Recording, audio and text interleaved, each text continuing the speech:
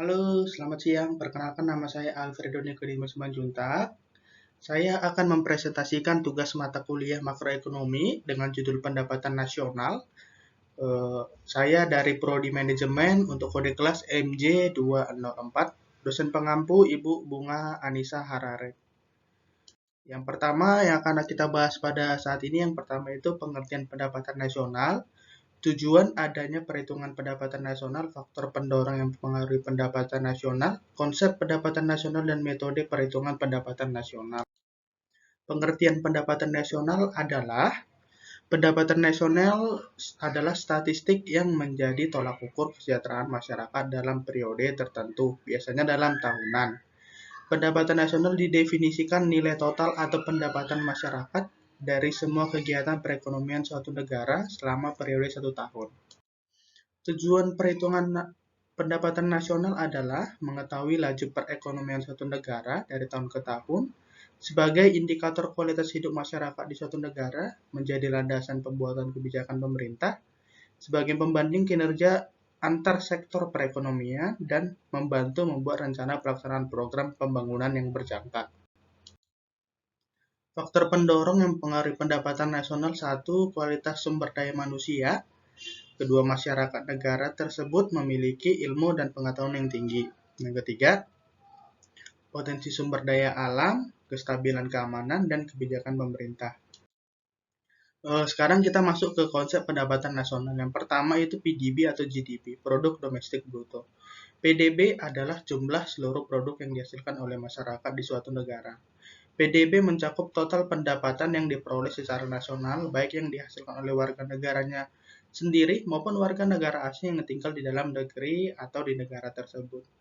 Perhitungan PDB berdasarkan total pendapatan negara dari lingkup batas wilayah.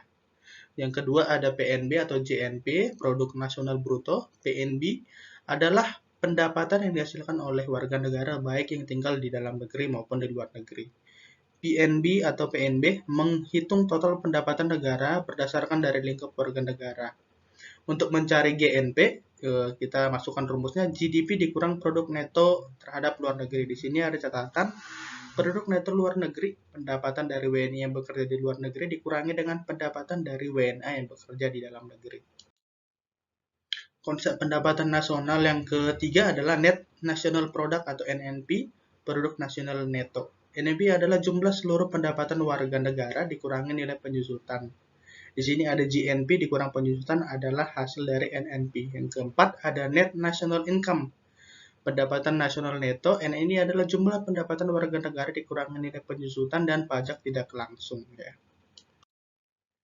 Yang kelima ada pendapatan pribadi atau personal income. Ini adalah PI, adalah nilai yang dikurangi dengan pembayaran jaminan laba ditahan, pajak, dan ditambah dengan transfer yang dibayarkan pemerintah kepada masyarakat, biasanya disebut subsidi ya.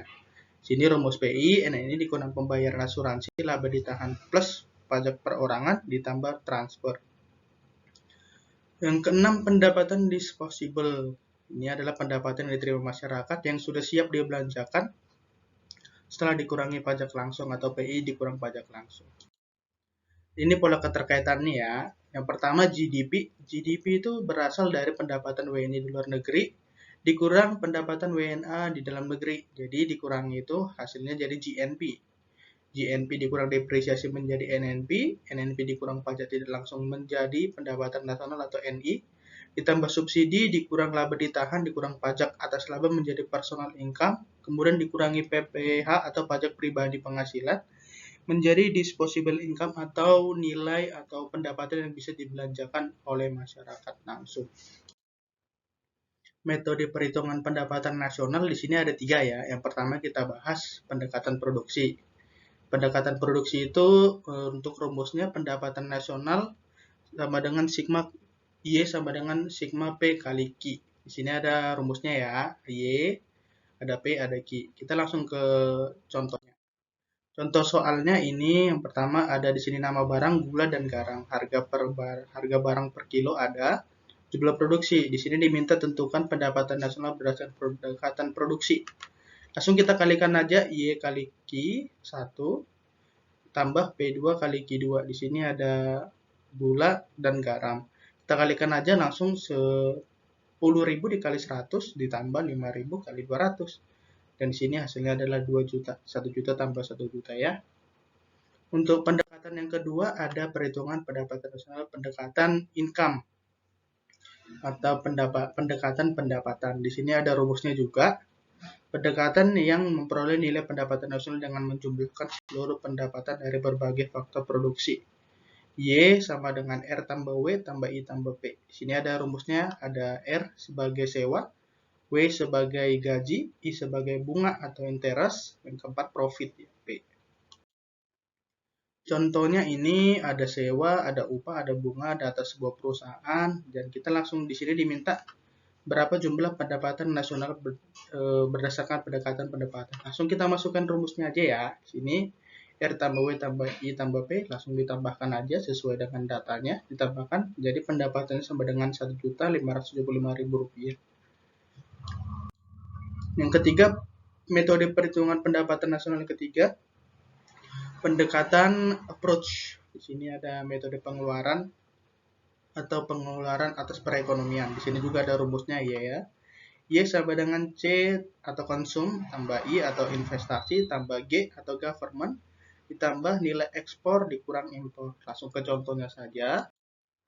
Contoh soal pendekatan pengeluaran di sini ada pengeluaran pemerintah, investasi, konsumsi, profit, ekspor dan impor. Langsung di sini pertanyaannya berapa pendapatan nasional berdasarkan pendekatan pengeluaran. Masukkan rumusnya langsung.